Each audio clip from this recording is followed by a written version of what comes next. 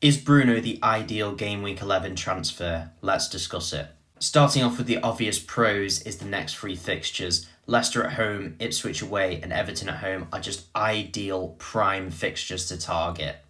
From a narrative perspective, this is Ruud's last game in temporary charge, and if the previous game against Leicester in the Cup is anything to go by, we would happily welcome 5 goals with Bruno involved in some of them on that night as well. Not to mention as well, Amorim may even be at the Leicester game, so they've almost got that new manager bounce, but also the bounce of Ruud's last game, so kind of ideal in that sort of narrative sense. And obviously Bruno's on penalties and he's nailed as well, so that is ideal in that sense. The data also backs up that these are free fixtures to target, specifically the Leicester at home game, so this is an ideal point to bring in Bruno if you are going to. Then taking a look into United's data, they're actually the 6th best performing team in terms of XG, which is quite surprising given Ten Hag's football hasn't been fantastic. And Bruno's XG himself is the 6th best in the league in terms of midfielders as well, so he does have decent numbers.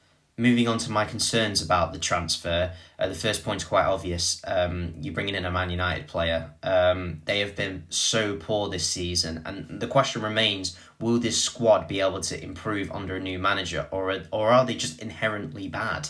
That is a genuine question that a lot of us are asking. Another question mark will be where Bruno plays under Amorim. Amorim traditionally plays a 3-4-3. So Bruno will either adopt a sort of box-to-box midfielder role or the inside forward.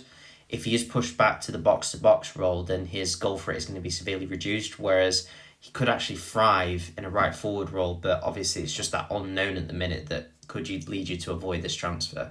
And my last main concern is Man United just seem to have a boatload of forwards who just don't seem to know how to put the ball in the back of the net, specifically Garnacho and Xerxes, who have severely underperformed their XG, but Bruno is also guilty of this as well.